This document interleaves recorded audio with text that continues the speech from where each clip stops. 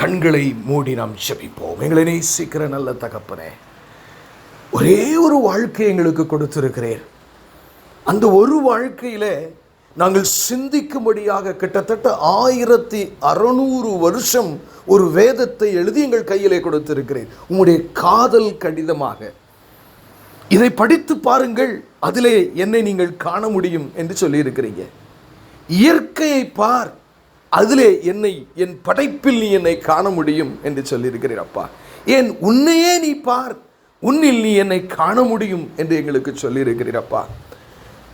வாழ்க்கையில ஒன்றுமே இல்லை ஆண்டவரே. 100 வருடத்திற்கு முன்பு வாழ்ந்தவன் ஒருவன் கூட இன்றைக்கு அநேகமாய் இல்லை ஆண்டவரே. இப்பொழுது இருக்கிறவன் இன்னும் 100 வருடம் கழித்து ஒருவனும் இருக்க போவதில்லை அப்பா. அவன் எவ்வளவு பெரிய செல்வந்தனாயிருக்கலாம், எவ்வளவு பெரிய தாளந்து படைத்தவனாயிருக்கலாம், நீ சொல்லியிருக்கிறீரப்பா, சரீரத்தை மாத்திரம் கொல்ல வல்லவர்களுக்கு நீங்கள் பயப்படாதிருங்கள், சரீரத்தையும் அதன் பின்பு உங்கள் ஆத்துமாவையும் நரகத்தில் தள்ளி அழிக்க வல்லவருக்கே பயப்படுங்கள். ஆமாண்டவரே, இந்த உலகத்தோடு எங்கள் வாழ்க்கை முடிந்து போவதில்லை ஐயா. அதற்கு பின்பு ஒரு நித்திய வாழ்க்கை. அழகான பாடலை கேட்டோம், எப்பொழுது வருவீர் என்று நாங்கள் காத்திருக்கிறோம். அதுதான் உண்மையப்பா. எங்களோடு கூட பேசும், எங்கள் இருதயத்திற்கு தேவையான ஆகாரத்தை கொடுமாட்டுவரேன். உங்களுக்கு தான் என்ன நியூட்ரிஷன், ஸ்பிரிச்சுவல் நியூட்ரிஷன் எங்களுக்கு குறைவா இருக்குன்னு உங்களுக்கு தெரியுமாப்பா. எங்களை திறந்த புத்தகமாய் ஆண்டவரே, இயேசு கிறிஸ்துவனுடைய பாதத்தடியில் இருந்து அழுது கொண்டிருந்தாலே அவளை போல நாங்கள் நிற்கிறோம் அப்பா. எங்களோடு கூட பேசும். ஒரே ஒரு வாழ்க்கை, இந்த நாளை நாங்கள் திரும்பி பார்க்கவே முடியாது ஆண்டவரே. ஆகவே ஒரு மனதோடு அப்பா, இந்த செய்தியை கேட்டுக்கொண்டிருக்கிற யாராயிருந்தாலும் சரி, எவ்வடிவில கேட்டுக்கொண்டிருந்தாலும் அவைகளிலே ஒரு மனது நீர் அவளுக்கு தரும்படியாய் ஜெபிக்கிறோம். பெரிய காரியங்களை செய்யும் மீட்பரும் இரட்சகருமாகிய இயேசு கிறிஸ்துவின் மூலம் ஜெபம் கேளும் எங்கள் ஜீவனுள்ள நல்ல பிதாவே, ஆமென். எனக்கு அருமையானவர்களே, நாம் ஒரு முக்கியமான தலைப்பிலே நாம் பார்த்து கொண்டிருந்தோம். இடையில வேறு வேறு காரியங்களையும் பார்த்தோம். பாவ மன்னிப்பை குறித்து வேதாகமம் கூறுபவைகள், the things Bible say about forgiveness. 3 செய்தியை கேட்டிருக்கிறோம் இதுவரைக்கும். இது கடைசியாக இருக்கலாம், ஒருவேளை 4வது செய்தியாக இருக்கலாம். ஆமென். இதை குறித்து ஒரு ஆவியான ஒரு 10 கருத்துக்களை எனக்கு கொடுத்திருந்ததினாலே அதை நாம் சிந்தித்து கொண்டே வந்திருக்கிறோம். ஆமென், ஆமென். அதில் ஒரு முன்னுரை பார்த்திருக்கிறோம், அடுத்து 3 கருத்துக்களை நாம் பார்த்திருக்கிறோம். முதல் செய்தியிலே ஒரு முன்னுரையும் ஒரு கருத்தை பார்த்தோம். அதற்கு பின்பு நாம் ஒவ்வொன்றாக பார்த்து கொண்டிருக்கிறோம். ஆமென். நம்முடைய பாவங்களை தேவனிடத்தில் அறிக்கையிட்டால் அதை அவர் மன்னிப்பதற்கு, ஆமென், அவர் எப்படிப்பட்டவராக இருக்கிறார்? உண்மையும் நீதியும் உள்ள தேவன். பிசாசு நிறைய நேரங்களில் உங்கள்கிட்ட வந்து சொல்லுவான், உன் பாவம்லாம் மன்னிக்கப்படல. அப்போ நீங்கள் சொல்லணும், இந்த வசனத்தான் சொல்லணும். அவர் நான் அறிக்கையிடும் பொழுது, நான் மனம் திரும்பும் பொழுது, நான் மனஸ்தாபப்படும் பொழுது, அவரிடத்தில் பாவ மன்னிப்பை கேட்கும் பொழுது அவர் மன்னித்து மறக்கிறதற்கு உண்மையுள்ள தேவன். அவர் மறந்து விட்டார் என்று நீங்கள் சத்துரு சிந்தையிலே தூக்கி போடும் பொழுது அவனோடு கூட நீங்கள் பேச வேண்டும். ஏன்னா நிறைய நேரங்களில் பிசாசு கொண்டு வருவான், ஒருவேளை என் பிரச்சனைக்கு அந்த பாவம் தான் காரணமோ, என் பிரச்சனைக்கு இந்த பாவம் தான் காரணமோ என்று. பிரியமானவர்களே, நீங்கள் கர்த்தரை ஏற்றுக்கொண்டது உண்மையாயிருந்தால், அவருடைய உயிர்த்தெழுதலை நீங்கள் விசுவாசிக்கிறவர்களாயிருந்தால், அவர் சிலுவை மரணம் உங்கள் பாவத்திற்காகத்தான் என்று விசுவாசித்திருந்தால், அதுதான் நீதிமானின் இலக்கணம். ஹல்லேலூயா. உங்கள் பாவங்களை அவர் மன்னிக்கிறார். அதுக்கு பின்னாடி நம்ம பாவம் செய்யாதபடி. ஏன்னா நம்ம அப்பா இப்போ உள்ளே வந்துட்டார்ல, அவருக்கு ஒரு மரியாதை கொடுக்கணும்ல. ஹல்லேலூயா. நீதிமான் எத்தனை முறை, 7 முறை இல்லை 70 முறை விழுந்தாலும் எந்திரிச்சிட்டே இருப்பான் என்று வேதம் சொல்கிறது. ஹல்லேலூயா. அவன் இப்பொழுது பாவம் மன்னிப்பு, ஏன்னா இது ரொம்ப முக்கியமான காரியம் வாழ்க்கையில். பைபிளில் கற்றுக்கிட வேண்டிய 2 முக்கியமான காரியங்களில் இது ஒன்று. நிறைய முக்கியமான காரியங்களுக்கு நூற்றுக்கணக்காக இருக்குது. அதில் பிரதானமான காரியம் என்ன? சால்வேஷன் ஆஃப் காட், கிருபை. அந்த கிருபை எப்படி செயல்பாட்டுக்குள்ளே வருகிறது? பாவ மன்னிப்பின் மூலமாகத்தான் செயல்பாட்டுக்குள்ளே வருகிறது. ஆகவே இது மிக மிக முக்கியமான ஒரு காரியம். நான் உங்கள்கிட்ட ஏற்கனவே சொன்னேன், ஒரு நேரம் நம்ம விசுவாசியாக இருக்கோம், ஒரு தவறான பார்வை, இச்சையான பார்வை, கோபமான சிந்தனை, ஞானமற்ற காரியம், அநியாயமான காரியம், அப்படி ஒன்று நம்ம செஞ்சிட்ட உடனே நம்ம இருதயம் நம்மளை வாதிக்க, நீ வேறு நீ செய்கிற சரியில்லை, தப்பு அப்படின்னு சொல்லும் பொழுது நம்ம என்ன செய்யணும்? அந்த இடத்திலேயே மன்னிப்பு ஆண்டவரிடத்தில் கேட்க வேண்டியனா, தன் பாவத்தை மறைக்கிறவன் வாழ்வடைய மாட்டான், அதை அறிக்கை செய்து விட்டு விடுகிறவனோ இரக்கம் பெறுவான் என்று நாம் பார்த்திருக்கிறோம். அப்போ நாம் என்ன செய்யணும்? உடனடியாக நாம் அதை அறிக்கை செய்கிறவர்களாக இருக்க வேண்டும். அது மாத்திரமல்ல பிரியமானவர்களே, நான் ஏற்கனவே சொல்லியிருக்கிறேன், ஒரு நேரம் இப்போ ஃபார் எக்ஸாம்பிள் காலையில் 10 மணிக்கு இப்படி ஒரு பாவத்தை செஞ்சிட்டிங்கன்னா ஸ்பாட்லேயே நீங்கள் மனம் திரும்பிடணும், மனஸ்தாவப்படணும். ஆண்டவரே தெரியாமல் செஞ்சிட்டப்பா, இனிமேல் செய்யாதவனை பலன் தாங்க சொல்லிவிட்டு அதை கேஷுவலாக தூக்கி போட்டு அப்படி போயிடக்கூடாது. அன்றைக்கு ராத்திரியில் தேவ சமூகத்தில் நீங்கள் வந்து ஜெபிக்கும் போது, ஆண்டவரே இப்படி ஒரு காரியத்தை நான் எப்படி சிந்தித்தேன், எப்படி பேசினேன், ஏன் நடந்தது என்று சொல்லி மனஸ்தாபப்பட்டு அழுது கண்ணீரிடத்தோடு தேவ சமூகத்தில் நாம் பாவ மன்னிப்பை கேட்க வேண்டியவர்களாக. ஏன் பாவ மன்னிப்பு கேட்கணும்? ஏன்னா என்றைக்குமே பார்த்தீங்கன்னா, நீங்கள் மனம் திரும்பும் பொழுது தன் பாவத்தை மறைக்கிறவன் வாழ்வடைய மாட்டான், அதை அறிக்கை செய்து, மனம் திரும்பின்னு அர்த்தம், அறிக்கை செய்து அதை விட்டு விடுகிறவனே அந்த இரக்கமாகிய பாவ மன்னிப்பை அவன் பெறுகிறான். ஆகவே இது ரொம்ப முக்கியம். 2வது காரியம் என்னன்னு கேட்டிங்கன்னா, இந்த அறிக்கை செய்கிறதுல ஒரு நாளைக்கு it's my practical thing that I am talking to you. அந்த நேரம் நீங்கள் பாவ மன்னிப்பு சொல்லிடுங்க. அடுத்து ஜெபத்திலையும் ஆண்டவரிடத்தில் தனித்திருக்கும் போது, ஆண்டவரே இந்த பாவங்களெல்லாம் நான் செய்தேன், ஆண்டவரே என்னை மன்னிங்கப்பா, இனிமேல் ரொம்ப கேவலமாக இருக்குது எனக்கு நினைத்தாலே, நான் இப்படி செய்யாதபடி என்னை பார்த்து கொள்ளுங்கள் என்று ஜெப நேரத்திலும் நினைக்க வேண்டியது ரொம்ப அவசியமான ஒன்று. ஏன்னா கர்த்தராகிய தேவன் நமக்கு மத்தேயுவிலே 6ஆம் அதிகாரத்திலே பரமண்டல ஜெபத்தை கற்றுக் கொடுத்திருக்கிறார். இந்த பரமண்டல ஜெபம் இருக்குது பார்த்தீங்களா, இந்த பரமண்டல ஜெபத்திலையும் ஆண்டவர் சொல்லும்போது 12ஆம் வசனம் இப்படி சொல்லுது, ஆமென், எங்கள் கடனாளிகளுக்கு நாங்கள் மன்னிக்கிறது போல எங்கள் கடன்களை எங்களுக்கு மன்னியும். நான் என்னுடைய பாவம் இவ்வளவு மோசமாக இருக்குது, ஆமென் ஆமென் ஆமென் ஆமென், நான் எனக்கு விரோதமாக பாவம் செஞ்சு எல்லாரையும் மன்னிக்கிறேன், அந்த பாவத்தை மன்னிச்சிட்டேன், இந்த பாவத்தை மன்னிச்சிட்டேன், அது மாதிரி என் பாவத்தையும் மன்னிங்கன்னு எங்கே சொல்லி கொடுக்குறாரு நமக்கு? ஜெபத்தில். அது எங்கே இருக்கிறதுல முக்கியமான ஜெபம் பரமண்டல ஜெபம். எத்தனை பேர் முதல்ல பரமண்டல ஜெபம் நீங்கள் சொல்கிறீங்க? அப்பா கற்றுக் கொடுத்தது. ஹல்லேலூயா. சில சபைகள் அது ஒதுக்கிடுவாங்க, சொல்லவே மாட்டாங்க. அதுதான் என்ன என்றே புரியவில்லை. இயேசு கிறிஸ்து தன்னுடைய சீஷர்களுக்கு பிரசங்கம் பண்ண சொல்லி டெமோலாம் காட்டலை, எப்படி பிரசங்கிக்க வேண்டும். அது முதல்ல பிரசங்கம் கடைசி ரிக்குவயர்மெண்ட்டாக இருக்குமோ என்னமோ எனக்கு தெரியல. ஆனால் அவர்களே கேட்கிறார்கள் இயேசு கிறிஸ்துவை பார்த்து, நாங்கள் எப்படி ஜெபிக்க வேண்டும், ஜெபிக்க எங்களுக்கு கற்றுத்தாருங்கள். அந்த ஜெபம் அவ்வளவு கருத்தானது, நீங்கள் அதிகமாக ஆராய்ந்து பார்க்க வேண்டிய ஒன்று. அதில் கூட பாவ மன்னிப்பை அவர் அட்ரஸ் பண்ணுறாரு. ஹல்லேலூயா, ஆமென். It has got a relevance for our thinking today. நாம் சிந்திப்பதற்கு அதில் ஒரு கருத்து உண்டு. நீங்கள் ஜெபிக்கும் பொழுது முதலாவது உங்கள் இருதயம் எடுத்தோன்னே ஆண்டவரே கர்த்தாவே சோத்திரம் சோத்திரம் சோத்திரம் சோத்திரம், நீர் எனக்கு அதைத்தாரே ஏற்றுற, ஆமென். இதில் ஒரு கேவலமான ஜெபம் நினைக்கிறேன். He is not an ordinary person. அவருக்கு ஒரு பயபக்தி வேண்டும் அவர் சமூகத்திற்கு போவதற்கு. உங்களை ஆயத்தப்படுத்த வேண்டும். ஒரு பேப்பர் எடுத்து எழுதுங்க, இவ்வளவு கேவலமான காரியங்கள் என் வாழ்க்கையில் இன்றைக்கி நடந்திருக்கு, முதல்ல நான் அவர்கிட்ட பாவ மன்னிப்பு நான் கேட்கணும்.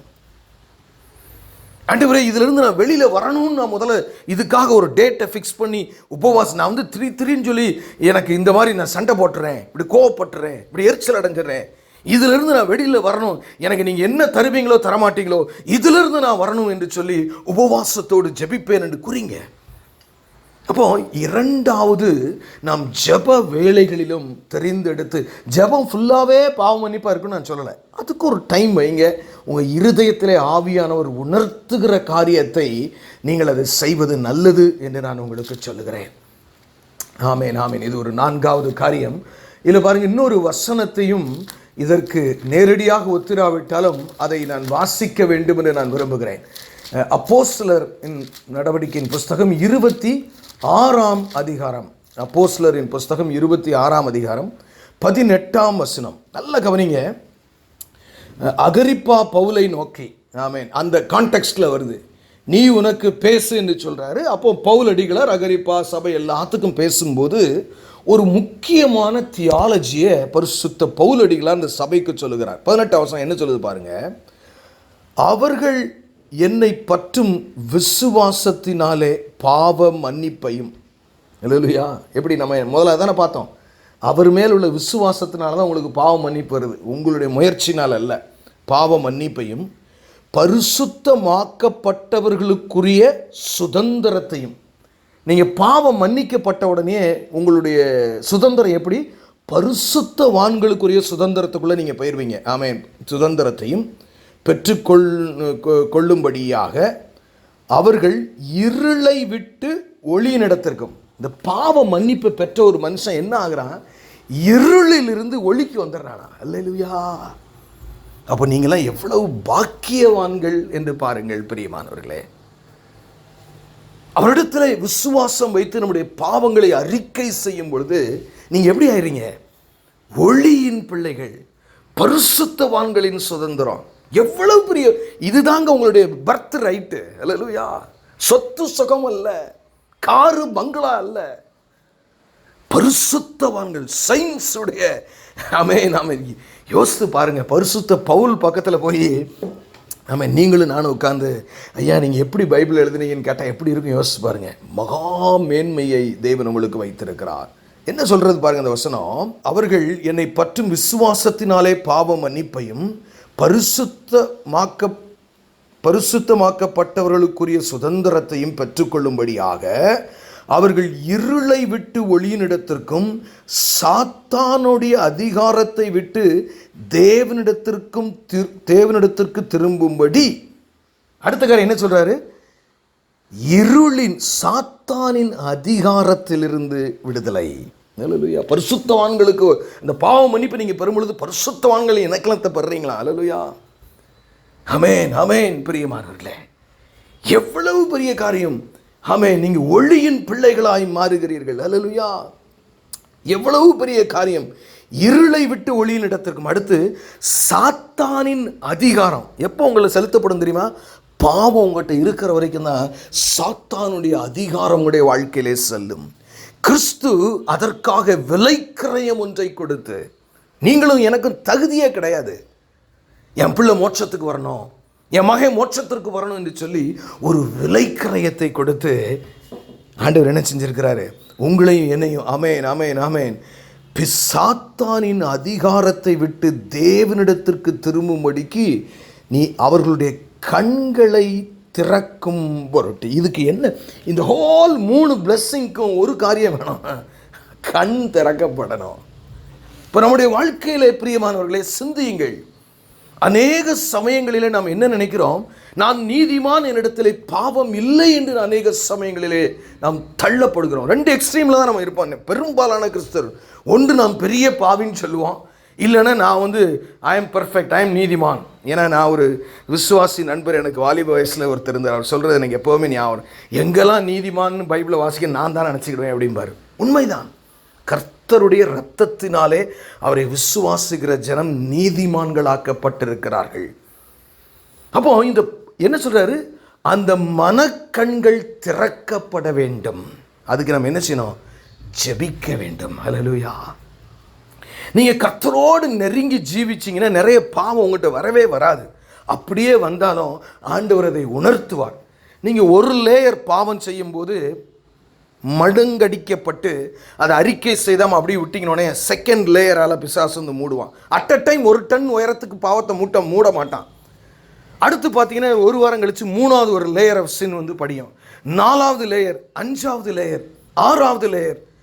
மன்னிக்கப்படாத பாவங்கள் அப்படி பெருக பெருக பெருக தேவனை விட்டு விலகுகிற சூழ்நிலை ஒருவேளை வரக்கூடும். அதனால தான் என்னமோ தெரியல, நாம் என்ன செய்யணும், ஜெபத்திலே நம்முடைய பாவங்களை அறிக்கை செய்து நம் மனம் திரும்ப வேண்டும். அடுத்தபடியாக 5வது காரியமாக 2 நாளாகமத்திலே ஒரு காரியத்தை நாம் காண்கிறோம். 2 நாளாகமம் 7ஆம் அதிகாரம். நம்ம எல்லாத்துக்கும் தெரிஞ்ச ஒரு வசனம், நம்ம மனப்பாடம் எல்லாரும் பண்ணிப்போம். ஆல்மோஸ்ட் அது பண்ணாதவங்களே இருக்க மாட்டாங்க. அந்த வசனத்தில் என்ன பாவத்தை குறித்து ஆண்டவர் எழுதி வைத்திருக்கிறார் என்று பார்ப்போம். 2 நாளாகமம் 7ஆம் அதிகாரம் 14ஆம் வசனம்.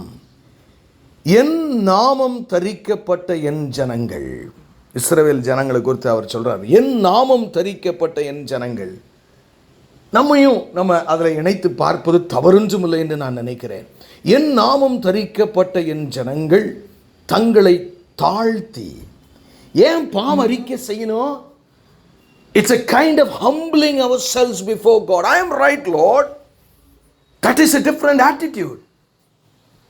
But Lord, maybe Lord, I was wrong. I am not living the way that I ought to live as a Christian. நான் ஒரு கிறிஸ்தவன் வாழ வேண்டிய விதமாய் நான் வாழவில்லை. அருமையான தேவஜனமே, இந்த சீரீஸ் சர்மனுடைய அடிப்படை நோக்கமே ஜென்ம ஸ்வாபத்தில் ஆரம்பித்த நாம் ஆவியின் கனிகளிலே முடிக்க வேண்டும். அப்போதான் கிறிஸ்துவின் சாயல் உங்களிடத்தில் காணப்படும். என்ன சொல்றார் பாருங்க, என் நாமம் தரிக்கப்பட்ட என் ஜனங்கள் தங்களை தாழ்த்தி. Humble yourself. Whenever you want to deal your sin in the presence of God, you have to humble yourself. உங்களை தாழ்த்த வேண்டும். Don't justify before God. எனக்கு அருமையான தேவஜனமே, இது ஒரு முக்கியமான ஆன்மீக ரகசியம். இது எப்பன்னா, சில நேரங்களில் பார்த்தா நம்ம அதை செஞ்சிருவோம். இப்போ கணவன் மனைவி பிரச்சனைன்னு வச்சுக்கிடுவோமே, ஆஃப்டர் ஆல் அவெல்லாம் என் பொண்டாட்டி தானே, நான் அப்படி தான் இருப்பேன், ஆம்பளை அப்படி தான் இருப்பான். உடனே இப்போ குடும்பத்தில் பெரியவங்க ஆம்பளை அப்படி தான் இருப்பான். ஆம்பளைக்குன்னு 2 கொம்பு மாதிரியும் பொம்பளைகளுக்குன்னா ஒன்றுமே இல்லாத மாதிரியும் இன்றைக்கி ஒரு சமுதாயம். ஒரு சில நேரங்களில் பெண்கள் அதை ஒருத்தர் ஐயோ பாவமே நல்லா இருந்தால் இப்போ பெண்கள் மேலே ஏறி மிதிக்கிறது, 2மே இருக்கிறது. 2 பக்கம் தவறு இருக்கிறது. நீ யோசித்து பாருங்கள், நம்ம எவ்வளவு விஷயங்களிலே இந்த குடும்ப உறவுகளுக்குள்ளே நாம் பேசிய காரியங்களை குறித்து நாம் தேவ சமூகத்துக்கு அவைகளை கொண்டு சென்று, ஆண்டவரே நான் ஒரு பாவியா இருக்கிறேன் என்று நம்மை தாழ்த்த செய்த காரியங்களை நாம் நினைத்து பார்ப்போம். இப்போ இங்கே என்ன சொல்கிறார் ஆண்டவர், உன் பாவம் மன்னிக்கப்படணும்னா நீ என்னுடைய சமூகத்தில் உன்னை தாழ்த்துங்கிறார். தாழ்த்திட்டு அப்புறம் சொல்றாரு, ஜெபம் பண்ணி. வந்துருச்சா? ஜெபம் பண்ணி தாழ்த்தணுமா, அடுத்து ஜெபிக்கணுமா? தாழ்த்தின பிறகு ஜெபிக்கணுமா? என் முகத்தை தேடி தங்கள் பொல்லாத வழிகளை விட்டு திரும்பினால். நல்லா தெரிஞ்சுக்கங்க, பாவம் மன்னிப்பு கேட்டுட்டு திருப்பி பாவத்தில் பண்ணுறதில்ல. அது சரியான முதல் அல்ல. எப்படி இருக்கணும்? மனஸ்தாபப்பட்டு இருதயத்தை கிழித்து, நான் ஏன் இப்படி கோவப்படுறேன், நான் ஏன் இப்படி ஈகோல இருக்கிறேன், நான் ஏன் இப்படி இச்சையோடு இருக்கிறேன், நான் ஏன் பண ஆசையில் இருக்கிறேன், நான் ஏன் இப்படி பயத்தோடு வாழுகிறேன், என்னை திருத்தும் ஆண்டவரே, உம்முடைய சன்னிதானத்தில் என்னை திருத்தும் என்று சொல்லி நாம் ஜெபித்து நாம் என்ன சொல்றோம், தன் வழிகளை விட்டு திரும்பினால் அப்பொழுது பரலோகத்தில் இருக்கிற நான் கேட்டு அவர்கள் பாவத்தை மன்னித்து என்ன செய்வாரா? அப்பொழுது கேட்டு நான் உங்களை ஆசீர்வதிப்பேன் சொல்றதை விட முதல்ல என்ன சொல்றாரு, அவர்களுடைய பாவங்களை மன்னித்து அவர்கள் தேசத்துக்கு ஷேமத்தை கொடு. ஷேமம் உங்களுக்கு வரணுமா? ஆசீர்வாதம் உங்களுக்கு வரணுமா? அப்போ முதல் காரியம், you have to deal with your sin. உங்கள் பாவத்தை நான் டீல் பண்ணவே மாட்டேன், அது கல்லா அப்படி தான் இருக்கும், அது என்னுடைய ஜென்ம சுவாபம், இது நான் அப்படி தான் இருப்பேன் அப்படின்னு சொன்னால் ஷேமத்தை இழந்து, ஒருவேளை இமீடியட்டாக அது தெரியாமல் இருக்கலாம், எல்லாம் நல்லதும் நடக்கிற மாதிரி இருக்கலாம். Then a difficult time would come. You may not find God. in that. He may not come to rescue you. Be careful on that. எனக்கு அருமையான தெய்வ ஜனமே, எதற்கு இல்லைன்னா 2 பேஜில் பைபிளை எழுதி முடிச்சிருக்கலாங்க ஆண்டவரே, இவ்வளோலாம் தேவையில்லை. இப்போ என்ன கேட்குறாரு? நீ என்னை ஏற்றுக்கொண்டாய் என்றால் அதற்கு அடையாளத்தை ஜனங்களுக்கு காட்டு என்று சொல்லுகிறார். ஆம் பிரியமானவர்களே, எவ்வளவு ஒரு உண்மையான காரியம். அடுத்தபடியாக ஒரு முக்கியமான காரியத்திற்கு நேராக நாம் செல்ல இருக்கிறோம். ஆமேன், ஆமேன், ஆமேன். It's a very important thing. நம்ம இதை ரொம்ப கேர்ஃபுல்லாக டீல் பண்ண வேண்டிய ஒரு காரியம். ஞானத்தோடும் ஆவிக்குரிய விவேகத்தோடும் செயல்பட வேண்டிய காரியம். யாக்கோபுவின் புஸ்தகம் 5ஆம் அதிகாரம் 16ஆம் வசனம். கவனமாய் கேளுங்கள் பிரியமானவர்களே, மிக முக்கியமான ஒன்று. யாக்கோபுவின் புஸ்தகம் புதிய ஏற்பாட்டிலே 5ஆம் அதிகாரம் 16ஆம் வசனம். நீங்கள் சொஸ்தமடையும்படிக்கு, உனக்குள்ள நன்மை உண்டாக வேண்டுமானால், சொஸ்தமடைய வேண்டுமானால், உங்கள் பலன் உங்களுக்கு திரும்பி வர வேண்டும். ஏன்னா ஒருத்தன் வியாதியில் இருந்தால் அவன் சொஸ்தமாயிட்டான்னு அர்த்தம், பழைய பலனுக்கு வந்துட்டான்னு அர்த்தம். நீங்கள் ஆவிக்குரிய வாழ்க்கையில் சொஸ்தமடையும்படிக்கு உங்கள் குற்றங்களை ஒருவருக்கொருவர் அறிக்கையிட்டு, ஒருவருக்காக ஒருவர் ஜெபம் பண்ணுங்கள். நீதிமான் செய்யும் ஊக்கமான வேண்டுதல் மிகவும் பலன் உள்ளதாக இருக்கும். இங்கே என்ன பார்க்குறோம்? ஒருவருக்கொருவர் குற்றங்களை அறிக்கை இட்டு. இப்போ ஒருத்தர் நிறைய நேரங்கள் என்னென்னா, அதுதான் நம்முடைய ஈகோவுக்கு பெரிய பிரச்சனையாக இருக்கும். தப்புலாம் பண்ணிடுவோம், நல்லா தப்புனே தெரியும், ஆனால் மன்னிப்பு மட்டும் கேட்கறதுக்கு நமக்கு மனசே வராது. ஏன்னா கருமையானவர்களே, சில நேரங்களில் இதில் நம்ம ஞானமாக செயல்படணும். ஆமாம். ஏன்னா யாராவது ஒருத்தர், அவங்க 2 நீங்கள் நல்லா பழகிட்டே இருப்பீங்க, திடீர்னு அவங்கள குறித்து உங்களுக்கு ஒரு பயங்கரமான விஷரூபமான சிந்தனை வந்திருக்கும். அவருக்கு தெரியாது, ஆனால் உங்களுக்கு நீங்கள் பாவம் செஞ்சுட்டீங்கன்னு தெரியும். பிரதர், நான் உங்களை குறித்து இப்படி கேவலமாக நினச்சேன்னு போய் சொன்னால் அடுத்து உங்கள் திசை பக்கமே வரமாட்டான். ஆனால் ஒருவருக்கொருவர் குற்றம் நடந்திருந்தால் நம்ம என்ன செய்யணும்? எவ்வளோ நான் அப்படி தெரியாமல் செஞ்சுட்டேன், என்னை மன்னிச்சிரு. நான் இப்படி செஞ்சுட்டேன் பிரதர், மன்னிச்சிருங்க. This is always healthy. இது சபையில் இருக்க வேண்டிய ஒரு காரியம். ஏன்னா இதில் நம்ம தாழ்த்தப்படுவோம். நம்ம இருதயத்தின் அங்கலாய்ப்பு, உண்மையான அவல நிலைமை வெளியே, இது ஆண்டவர் ரொம்ப விரும்புகிறார். நீங்கள் பாருங்களேன், பைபிள்லையே தாவீது ஆண்டவர் எவ்வளவு நேசிச்சார். என் இருதயத்துக்கு ஏற்றவன்னாரு. ஆனால் அவன் தப்ப பூரா லிஸ்ட் பண்ணி எழுதி வச்சிருக்காரு. அது என்னென்ன தண்டனை வந்துச்சுன்னு எழுதி வச்சிருக்கிறாரு. அனனியார் சப்பிராள் தேவன் நேசிக்கலையா? நேசிச்சாரு. பேதுருவை நேசிக்கலையா? நேசிச்சாரு. எனக்கு அருமையான தேவஜனமே, நாமும் கூட நம்முடைய சகோதரர்கள் உறவுகளின் மத்தியில் சில காரியம் நம்ம அப்படி மறைக்கக்கூடாது. ஏன்னா நான் சாரிண்ணே, நான் தப்பா, அது it is reconciling is a very wonderful reflection of God's love. கடவுளுடைய அன்பின் வெளிப்பாடு இது. நம்ம இப்போ என்ன சிந்தித்துக் கொண்டிருக்கிறோம்? பாவ மன்னிப்பை குறித்து வேதாகமம் சொல்லுகிற சில புள்ளிகளை ஒவ்வொன்றாய் நாம் ஆராய்ந்து கொண்டிருக்கிறோம். Confess your sin to one another. ஒருவருக்கொருவர் உங்கள் குற்றங்களை ஒருவருக்கொருவர் அறிக்கையிட்டு. கடவுள்கிட்ட அறிக்கையிட்டா மட்டும் போதாதான், ஒருவருக்கொருவர் அறிக்கையிடுங்கள். நானா சொல்லலைங்க, நானாலாம் சொல்லியிருந்தேன், இதெல்லாம் சொல்லவே மாட்டேன். வேதாகமம் சொல்லுகிறதை மறைப்பதிலே, மறைக்கக்கூடாது என்பதிலே மன்னிக்கவும் மிக கவனமாயிருக்கிறேன். இது வேதாகம் நம்மிடத்தில் எதிர்பார்க்கிற ஒரு காரியம். நிறைய நேரங்களில் பார்த்தா பெரிய ஆளாக இருப்பார், சின்னவங்ககிட்ட மன்னிப்பு கேட்குற மாதிரி அறிக்கை சொல்கிற மாதிரி அவர் கேட்க மாட்டார்.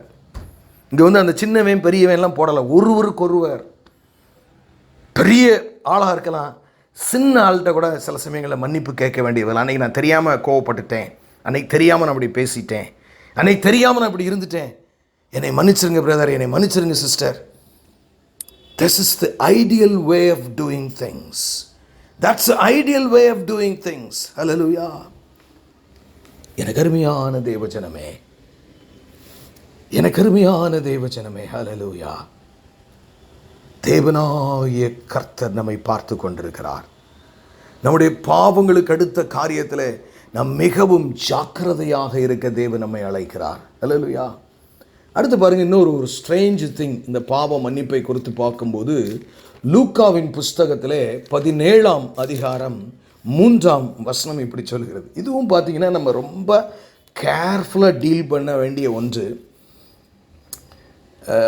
லூக்கா 17ஆம் அதிகாரம் 3ஆம் வசனம், உங்களை குறித்து எச்சரிக்கையாயிருங்கள், உன் சகோதரன் உனக்கு விரோதமாய் பாவம் செய்தால் அவனை கடிந்துகொள், அவன் மனஸ்தாபப்பட்டால் அவனுக்கு மன்னிப்பாயாக. அதாவது நம்ம சகோதர சகோதரிகளுக்குள்ள ஒரு பாவம் இருக்கிறது நமக்கு விரோதமாக என்று சொன்னால் அதை கண்டிப்பதற்கு எப்போ கண்டிக்கணும், எப்படி கண்டிக்கணும், நிறைய டெர்மினாலஜிஸ் இருக்குது. அல்லேலூயா. ஆண்டவரே பாருங்கள், தீர்க்க தரிசனம் சபைகளில் வரும்போது ஜென்ரலாக தான் வரும். ஸ்பெசிஃபிக்காக ஒரு மனுஷனுடைய பாவத்தை குறித்து ரொம்ப ரேராக தான் வரும். அப்போ ஒரு மனுஷனை கண்டிக்கும் போது பார்த்திங்கன்னா பெரும்பாலும் நம்ம பார்த்திங்கன்னா தனியாக கண்டிக்கிறது ரொம்ப சரியான ஒன்று. ஆனால் ஆண்டவரே அதுக்கு ஒரு இலக்கணம் கொடுக்குறார். ஏன்னா இங்கே அப்படி சொல்லப்படலை, பட் இருந்தாலும் நான் சொல்லுகிறேன். ஆம் பிரியமானவர்களே, உன் சகோதரன் உனக்கு விரோதமாய் குற்றம் செய்த, ஏன்னா ஆண்டவர் ஜனங்கள் அந்த தப்புலேயே அவன் போயிடக்கூடாதுன்னு நினைக்கிறாரு. கான்டெக்ஸ்ட்டை நீங்கள் மறந்துடக்கூடாது. ஆனால் இதில் நிறைய நேரங்களில் என்ன தப்பு நடந்துரு தெரியுமா? ஏன்னா நீங்கள் கவனமாக இருக்கணும்னா, நமக்கு எல்லாமே அடுத்தவன் பேசுகிற புறம் தப்பாகவே தெரியும் சில சமயங்களில்.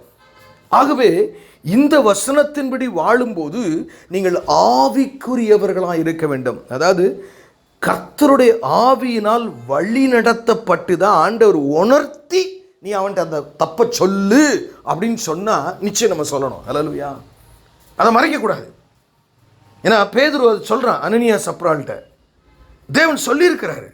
பவுல் நிறைய இடங்கள் அப்படி எழுதுகிறார், இன்னாரை குறித்து எச்சரிக்கையாருங்கள் என்று சொல்லி.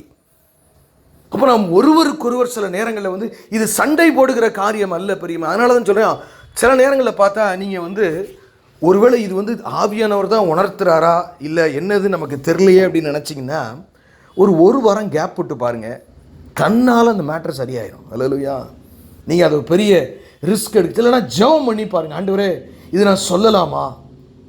கண்டிப்பாக நீங்கள் ஜெபிக்கணும். ஆமேன் ஆமேன். பிரியமானவர்களே, ரொம்ப கவனத்தோடு இல்லைன்னா என்ன ஆகும் தெரியுமா? சபைகளுக்குள்ளே நீங்கள் நினச்சதெல்லாம் அடுத்தவன் செய்கிறதெல்லாம் தப்பாக தெரியும், உடனே டாம் டூம் டமால்னு நம்ம பேசினோம்னா ஒன்றுமில்லாமல் போய்விடும். இந்த மாதிரி டெண்டர்லி காட்ஸ் வேர்டை நம்ம மிக கவனத்தோடு நம்முடைய வாழ்க்கையிலே ஆசரிக்க வேண்டும். ஆனால் ஒன்று உறுதி, இன்றைக்கி நிறைய தவறு காரணம் என்னென்னா, நீ யோசிச்சு பாருங்கள், நம்முடைய வாழ்க்கையில் நம்ம போய் சொல்லி நமக்கு எந்த கெட்ட பேர் தேவையா? இது எவனும் எக்கேடும் கெட்டு போகிறான், நான் பாட்டுக்கு போகிறேன். இந்த கிறிஸ்தவத்தை தான் தேவன் கண்டித்து லூக்கா 17:3 அப்படி எழுதியிருக்கிறார். ஏன்னா இதுக்கு இந்த கான்டெக்ஸ்ட்டை பாருங்களேன். இந்த கான்டெக்ஸ்ட் எந்த கான்டெக்ஸ்ட்டில் வருதுன்னா, 1-2 வசனங்களை வாசித்தா உங்களுக்கு புரியும். லூக்கா 17:1-2, பின்பு அவர் தம்முடைய சீஷர்களை நோக்கி, இடறுதல்கள் வராமல் போவது கூடாத காரியம். இடறல் நிச்சயமாக வரும் உலகத்தில், ஆகிலும் அவைகள் எவனால் வருகிறதோ அவனுக்கு ஐயோங்கிறாரு. ரொம்ப ஜாக்கிரதை. நம்மளால் ஒருத்தனுக்கு இடறல் வந்தால் அது கடவுளுடைய பார்வையில் சீரியஸ் மேட்டருங்க.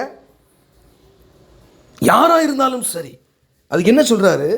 அவன் அந்த சிறியவரில் ஒருவனுக்கு இடறல் உண்டாக்குறதை பார்க்கிலும், அடுத்தவனுக்கு நீ இடறல் உண்டாகிறதை பார்க்கிலும் அவனுடைய கழுத்தில், நல்ல கவனிங்க, என் கழுத்தில் உங்கள் கழுத்தில் இயந்திரக்கல், பெரிய அந்த மாவரைக்கிற இயந்திரக்கலை கட்டி போட்டு அவன் சமுத்திரத்தில் தள்ளுண்டு போவது அவனுக்கு நலமாக இருக்கும். எவ்வளவு பெரிய ஸ்டேட்மெண்ட் தெரியுமா இது? There will be difference of opinions, there will be problems, but how to deal with that? நிறைய நேரங்களில் அதெல்லாம் என்னங்க நமக்கு தெரியாதுங்க, நான் ஏதோ கொஞ்சம் நஞ்சம் நல்ல பேர் வச்சுருக்கேன், அதோட நான் போயிடுறேன், எதுக்கு வம்பு? எரேமியா தேவ சத்தத்துக்கு செவி கொடுத்தனால தான் அவன் அடி வாங்கினான், மிதி வாங்கினான், பிரச்சனை வாங்கினான். நீங்கள் அப்படி சொல்லி பாருங்கள், உங்களை யாருக்குமே பிடிக்காது. இது ஒரு பெரிய ஊழியம் பிரியமானவர்களே. அதை எவ்வளவு அன்போடையும் பொறுமையோடையும் ஜெபத்தோடையும் சொல்ல ஆவியானவர் சொல்கிறாரா? இல்லைன்னா முத்து பன்றி முன்னாடி போடுற மாதிரி இருக்குமா? எல்லாத்தையும் ஆவியானவர் சொல்ல, இது அவனை சொல்லிய பிரயோஜனம்ல சொல்லாத, நீ பாட்டு போயிட்டே இருப்பார். ஆவியினால் வழி நடத்தப்பட்டு தான் இந்த வசனத்துக்கு நீங்கள் கீழ்ப்படிய வேண்டும். ஆனால் நிறைய நேரங்களில் தப்பு மேலே தப்பு மேலே தப்பு மேலே சபையை திசை திரும்பி போவதற்கு காரணமே இந்த வார்த்தையின்படி நாம் வாழாதது தான். இந்த வார்த்தையின்படி நாம் வாழாதது தான். எவ்வளவு பெரிய ஒரு மாற்றம் பிரியமானவர்களே. நாம் ஜாக்கிரதையோடு கூட இந்த காலங்களில் இருக்க கர்த்தர் நம்மை அழைக்கிறார். அடுத்தபடியாக பார்த்தீங்கன்னா இன்னும் ஒரு 3 காரியம் குயிக்காக 5 மினிட்ஸில் நம்ம முடிச்சிருவோம். அப்போஸ்தலர் நடவடிக்கையின் புஸ்தகம். ஏன்னா நம்ம பாவ மன்னிப்பை குறித்து வேதாகமம் சொல்கிற காரியங்களைத்தான் நாம் சிந்தித்து கொண்டிருக்கிறோம். இதில் இன்னொரு அண்டர்லைனிங் பாயிண்ட், இது எல்லாமே ஏன்னா வேத வசனத்தில் ஒரு வசனத்தை மட்டும் பிடிச்சிட்டு நம்ம நிற்கக்கூடாது, அதனுடைய கோர்வை எல்லாம் நம்ம பார்க்க வேண்டும். அப்போஸ்தலர் 22ஆம் அதிகாரம் 16ஆம் வசனம். இப்பொழுது நீ தாமதிக்கிறது என்ன? நீ எழுந்து கர்த்தருடைய நாமத்தை தொழுது கொண்டு ஞானஸ்நானம் பெற்று உன் பாவங்கள் போக கழுவப்படு என்றான். இது தேவனுடைய பார்வையிலே விலையேறப்பட்டது. அதாவது ஞானஸ்நானம் எதுக்கு அடையாளம்? கிறிஸ்துவோடு அடக்கம் பண்ணப்படுகிறதற்கு, அவருடைய பாவத்தினாலே கழுவப்பட்டு விட்டேன் என்பதற்கு ஒரு அடையாள சின்னமாக ஞானஸ்நானத்தை கொடுக்கிறார். ஏன்னா நீங்கள் கேட்கக்கூடாது, அப்போ ஞானஸ்நானம் எடுக்கலைன்னா இப்போ பாவம் மன்னிப்பே கிடையாதா? அப்போனா அந்த கள்ளன் எப்படி மோட்சத்துக்கு போனா? It's not that. எனக்கு அருமையானவர்களே, உங்களில் யாராவது நீங்கள் ஞானஸ்நானம் எடுக்கவில்லை என்றால் அந்த உணர்வை தேவன் உங்களுக்கு கொடுத்தால் அதை நீங்கள் எடுப்பது நல்லது. ஏன்னா வேதாகமம் இது பாவம் மன்னிக்கப்பட்டது என்று மனுஷனுக்கும் தேவனுக்கு இடையில ஒரு அக்ரிமெண்ட் மாதிரி, புதிய உடன்படிக்கையின் காரியமாக அது சொல்லப்பட்டிருக்கிறது. இன்னொரு நாள் அதை ஆழமாக நாம் பார்ப்போம். மீண்டும் அந்த வசனத்தை வாசிக்கிறேன். இப்பொழுது நீ தாமதிக்கிறது என்ன? நீ எழுந்து கர்த்தருடைய நாமத்தை தொழுது கொண்டு ஞானஸ்நானம் பெற்று உன் பாவங்கள் போக கழுவப்படு என்றான். This is very important. ஏன்னா இது கர்த்தர் அநேகருக்கு முன்பாக அவர் மரணத்தை பிரதிபலிக்கிற ஒன்றாக நம் பிள்ளைகள் பாவ மன்னிப்பை குறித்து செய்ய வேண்டிய ஒரு காரியமாக தேவன் ஆசைப்படுகிறார், சபையிலே நியமித்திருக்கிறார். அதை செய்வது ஒழுங்கு, அது மிகுந்த பலனுள்ளதாக இருக்கும். ஏன்னா ரொம்ப அநேக காரியங்களை குறித்து வேதாகமும் நிறைய காரியம் அப்படி சொல்லுது. ஆமேன். அவர்கள் அந்த ஞானஸ்நானம் எடுக்காமல் லூக்காவின் காரியத்தை குறித்து யோவானின் காரியத்தை குறித்து இயேசு சொல்லும் போதே அவர்கள் ஞானஸ்நானம் எடுக்கார்கள், அவர்கள் நல் ஆலோசனை என்ன செய்தார்களாம்? தள்ளி விட்டார்கள் என்று சொல்லப்பட்டிருக்கிறது. லூக்கா 7ஆம் அதிகாரம் 30ஆம் வசனம் பாருங்க. பரிசேயரும் நியாய சாஸ்திரிகளுமோ அவனால் ஞான ஸ்நானம் பெறாமல், யாரால்? யோவானால் ஞான ஸ்நானம் பெறாமல் தங்களுக்கு கேடுண்டாக தேவனுடைய ஆலோசனையை தள்ளிவிட்டார்கள். இது என்னது? தேவனுடைய நல் ஆலோசனை, அதை தள்ளி விட்டாங்களா? அல்லேலூயா. நீங்கள் அப்படி இருக்கக்கூடாது. பாவ மன்னிப்பை குறித்து எச்சரிக்கையாக இருக்க வேண்டும். அவைகளிலே வேதம் சொல்லுகிற ஒவ்வொரு காரியத்தையும் நீங்கள் நிறைவேற்ற. இன்னும் அடுத்த ஒரு காரியத்தை பார்ப்போம். 1 பேதுரு 4ஆம் அதிகாரம். அல்லேலூயா. 1 பேதுரு 4ஆம் அதிகாரம் 8வது வசனத்தை நான் உங்களுக்கு வாசிக்கிறேன். 1 பேதுரு 4ஆம் அதிகாரம் 8ஆம் வசனம். எல்லாவற்றிற்கும் மேலாக ஒருவரில் ஒருவர் ஊக்கமான அன்புள்ளவர்களாயிருங்கள். அன்பு திரளான பாவங்களை மூடும். எல்லாத்தையும் இங்க சொல்றாரு, உன் சகோதரன் உனக்கு விரோதமா பாவம் செஞ்சு அவனை கூப்பிட்டு கண்டிங்கிறாரு. இங்க சொல்றாரு எல்லாரும் அன்பு. ஆனா நீங்க என்ன செஞ்சாலுங்க, நீங்க கண்டிப்பீங்களோ அது நடத்தீங்களோ, மையத்தில் அன்பு இருக்கணும். அல்லேலூயா. வெறுப்பிலே கண்டித்தால் பாவம். இப்போ உங்க பிள்ளையை நீங்க எப்படி கண்டிப்பீங்க? கண்டிக்க தான் செய்வீங்க, நிச்சயமா அடிப்பீங்க சில சமயத்தில் கூட. ஆனா எதுக்கு? என்ன காரணம்? அன்பு. ஏன் பிள்ளை நீ. எனக்கு அருமையானவர்களே, வேதத்தின் வசனங்களை எடுத்து சண்டை போடுகிறவர்களாய் அல்ல, நம்ம எப்படி இருக்கணுமா? ஊக்கமான, வெறும் அன்புள்ளவர்களா இல்லையா, ஊக்கமான, ஒருவர் மேல் ஒருவர் பெரிந்த. ஏன்னா பாவங்களை மூடணும்னு நினைக்கிறார் ஆண்டவர். ஹல்லேலூயா. பாவங்களை வளர்கிறது. அதாவது சில நேரங்களில் பாவங்களை மூடும் போது அது சரியாயிட்டுனா அந்த டைப்பாலஜி கரெக்டு. சில நேரங்களில் பாவங்கள், ஐயோ பாவம் சரி அப்படின்னு விட்டா அவன் இன்னும் பெரிய ரவுடி ஆகிறான்னு வைங்களேன், அவனை நீங்கள் கண்டிச்சு தான் ஆகணும். So understand the things, the different things the scripture is teaching you and me when it comes to the forgiveness of sins. கடவுளுடைய ஆசனை அன்பு திரளான பாவங்களை மூடும். இப்போ நம்ம சென்டர் ஆஃப் அவர் லைஃப்பில் என்ன இருக்கணும்? அந்த பாவம் மன்னிப்பை குறித்த வரையில் ஒரு அன்பு. நம்மளுமே பாவம் செய்யக்கூடாது. எதுக்காக நினைக்கணும்? நம்ம அப்பா என் மேலே எவ்வளவு அன்பு வைத்திருக்கிறார், எனக்காக ஜீவனையே கொடுத்திருக்கிறார். நான் இதை பார்க்கலாமா? நான் இதை பேசலாமா? நான் இதை செய்யலாமா? நான் இதை சிந்திக்கலாமா? அப்படித்தான் நம்மளுமே பாவத்திலிருந்து நாம் வர வேண்டும். இன்னொரு ஒரே ஒரு வசனத்தை மாத்திரம் நாம் பார்த்து நாம் முடிப்போம். எபிரேயர் ஆக்கியோனின் புஸ்தகம் 10ஆம் அதிகாரம். எபிரேய ஆக்கியோனின் புஸ்தகம் 10ஆம் அதிகாரம். எனக்கு அருமையான தேவ ஜனமே, இவைகளெல்லாம் கர்த்தருடைய வார்த்தைகள். இவைகளை நீங்கள் கவனமாக கேட்டு செவி கொடுத்தீர்களானால் உங்கள் சந்ததி 1000 தலைமுறை தழைக்கும். எபிரேயர் 10ஆம் அதிகாரம் 26, 27 வசனங்களை நான் உங்களுக்கு வாசித்து காட்டுகிறேன். ஆமென். இதனுடைய கான்டெக்ஸ்ட் என்னன்னு கேட்டிங்கன்னா, நெவர் கண்டினியூ இன் சின். பாவம் வந்துருச்சுன்னா அதை உடனே வெட்டி மனம் திரும்பி அழுது அறிக்கையிட்டு மன்னிப்பை பெற்று விட்டு விட்டு ஓடிடணும். You should never continue in sin. நல்ல கவனிங்க. எபிரேயர் 10ஆம் அதிகாரம் 26, 27. சத்தியத்தை அறியும் அறிவை அடைந்த பின்பு, நல்ல கேளுங்க, எப்படி ஏசாமியை குறித்தும் பைபிளை குறித்தும் தெரிஞ்ச பின்னாடி நாம் மனப்பூர்வமாய் பாவம் செய்கிறவர்களாயிருந்தால், அதாவது இருதயத்தில் குற்றப்படாமலே நான் ரைட்டு தானே, இதில் என்ன தப்பு அப்படின்னு சொல்லி பாவம் செய்கிறவர்களாய் தொடர்ந்து செய்கிறவர்களாய் இருந்தால், கவனமாய் கேளுங்க, இவைகளெல்லாம் மூல வசனங்கள் பிரியமானவர்களே. பாவம் செய்கிறவர்களாய் இருந்தால் பாவங்களின் நிமித்தம் செலுத்தத்தக்க வேறொரு பலி இனி இராமல். ஏற்கனவே சிலுவையில் ஒரு தடவை மரித்து உங்களுடைய பாவத்துக்காக மீட்பை பெற்றுப்பட்ட பின்னாடியும் நீ தொடர்ந்து பாவம் செய்கிற தேவ மனுஷனே, தொடர்ந்து பாவம் செய்கிற தேவ மனுஷியே என்று சொல்லி வேதாகமும் என்னையும் உங்களையும் குறித்து அங்கலாய்ப்போடு சொல்கிறேன். அப்படின்னு செய்வேனா இன்னும் பாவத்தில் பிடிவாதமாய் இருப்பேன் என்று சொன்னால் வேறு பலி இல்லை சொல்லிட்டு அடுத்த வசனத்தை பாருங்க, ரொம்ப ஆழமாய் போகிறது. நியாய தீர்ப்பு வரும் என்று பயத்தோடே எதிர்பார்த்திருக்கதிலும் விரோதிகளை பட்சிக்கும் கோபாக்கினியுமே இருக்கும். இதன் இந்த கிருபையை நீ விட்டுட்டேனா, நீ இன்னும் பாவத்தில் வாழ்ந்து இருதயம் கடினமாகவே இருந்து பாவ மன்னிப்பை பெறாமல் இருந்தால் உனக்கு கடைசியாக கிடைக்கிறது நரகம் வேதம் சொல்கிறது. This is not a very easy scripture பிரியமானவர்களே. ஏன்னா நமக்குள்ளே ஒரு ஜென்ம பாவம் இருக்கிறது. அதை ஆவியின் கனியினால் மூட வேண்டியது அவசியம்.